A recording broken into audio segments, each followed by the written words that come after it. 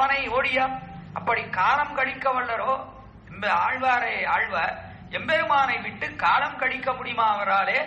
அவனை விட்டு என்னில் அவனை விட்டு எப்படி காலம் போக்க முடியும் ஆழ்வாராலே? நம்ம கேட்டா அவனோட எப்படி காலம் போக்க முடியும்னு நாம கேட்போம். நம்ம கேட்டா நாம என்ன சொல்லுவோம்? எம்பெருமானோட காலத்தை போக்குறதா? அதெல்லாம் எப்படின்னா முடியும்?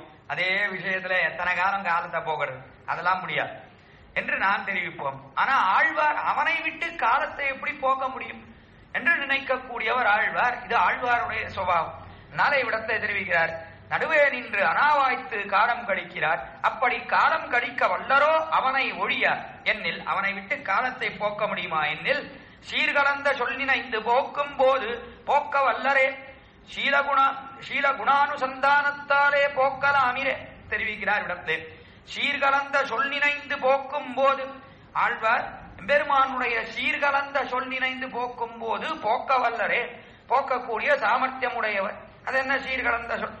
இவரே பாசுரம் பெரிய திருவந்தாதியில பாசுரம் பாடுறார். காலகலந்த மேனியான் கைகலந்த வாடியான் பார்கலந்த வல்வைத்தான் பாம்பனையான் சீர்கலந்த சொல்லினைந்து போக்காரே சூழ்வினையின் ஆழ்துயரை நினைந்து போக்குவரிப்போது என்று பாசுரம் பாடுகிறார். விடத்தை கார்கலந்த மேனியான் சீர்கலந்த வாடியான் என்று அவ்விடத்துல ராமாவதாரம் கிருஷ்ணாவதாரம் இதுல எல்லாம் பொழுதை போக்கக்கூடிய நான் ஆழ்வார் தெரிவிக்கிறார். இப்படி பொழுதை போக்க வேணும். எதுல பொழுதை போக்கணும்? கார்கலந்த மேனியான் கைகலந்த வாடியான் கார்கலந்த மேனியான் சீர்கலந்த சொல் கைகலந்த வாடியான் சீர்கலந்த சொல் என்ற எம்பெருமானுடைய கல்யாண குணங்கள் அதிலே பொழுத போகணும். ராமனுடைய கல்யாண குணம், கண்ணனுடைய கல்யாண குணம், அதே போல இடத்திலே வராகனுடைய கல்யாண குணம், அல்லது பூமியை தன்னிடத்திலே வைத்தானே, தன்னுடைய வயிற்றிலே வைத்தானே, அப்படிப்பட்ட அந்த எம்பெருமானுடைய கல்யாணம் இதெல்லாம் நினைந்து பொழுதை போக்க வேண்டும்.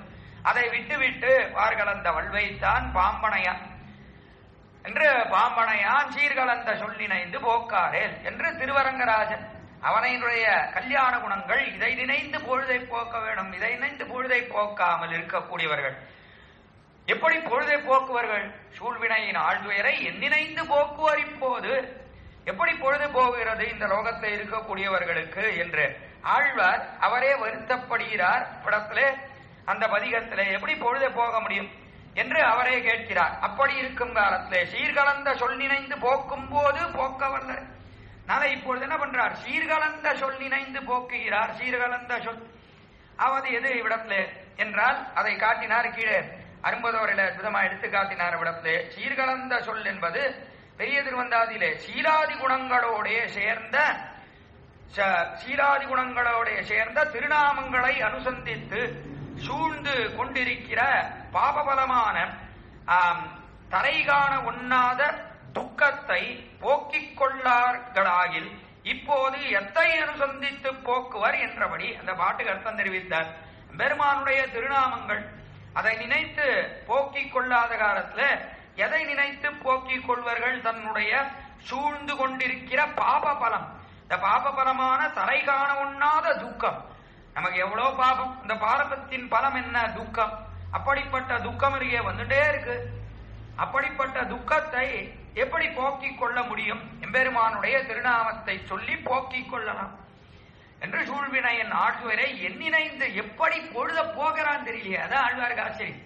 இவ துக்கத்தை போக்கிக்கிறது இருக்கட்டும், இல்லாமல் போட்டோம், பொழுது எப்படி போறது தெரியலையே என்பது ஆழ்வாருக்கு அப்பாசுரத்துல அதுதான் அவருக்கு உண்டான ஆச்சரியம். அதனாலே தெரிவித்தார் இடத்துல எதை அனுசந்தித்து போக்குவர்கள் தான். அதனாலே கடைசியில அது எப்படி என்ன சீலகுண இத்தியாதி அது எப்படி என்றால் அதை தெரிவித்தார். சீலகுணானுசந்தானத்தாலே போக்கலாம்.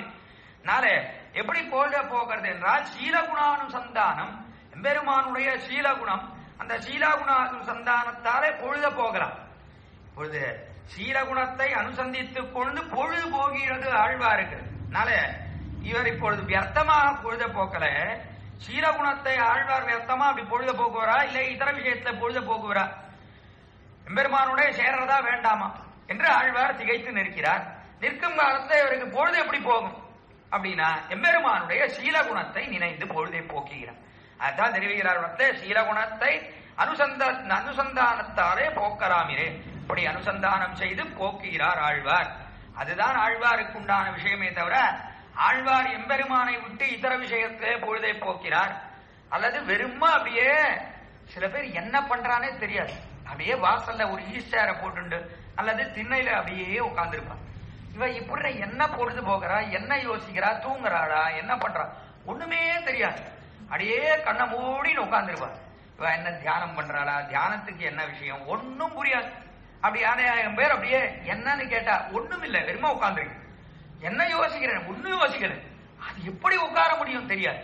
அது ரொம்ப சாமர்த்தியம். ஆழ்வார் தெரிவிக்கிறாரு எப்படி பொழுத போக்குறாரு, அவகிட்டதான் கேட்கணும் எப்படி பொழுத போகிறாரு. இப்படி ஆழ்வார் பொழுதை போக்கினார், எதுவுமே நியாமன். அப்படி என்று சீலகுணத்தை கொண்டு பொழுதை போக்கலாம் என்று தெரிவிக்கிறார்கள். அதான் அற்புதமான விஷயம். நாளே இந்த பாட்டை அனுசந்தானம் செய்து இனி பாட்டுக்கு உண்டான விசேஷார்த்தங்களை தெரிவிக்கிறார். இதான் இந்த பாட்டுக்கு தேர்ந்த அர்த்தம் என்று காட்டுகிறார். இடத்துல இதான் முக்கியமான அர்த்தம் தெரிவித்து பாட்டை அனுசந்தானம் செய்து பதபதார்த்தத்தை அனுபவிக்கலாம். மாயோனிகளாய் நடை கற்ற வானோர் பலரும் முனிவரும்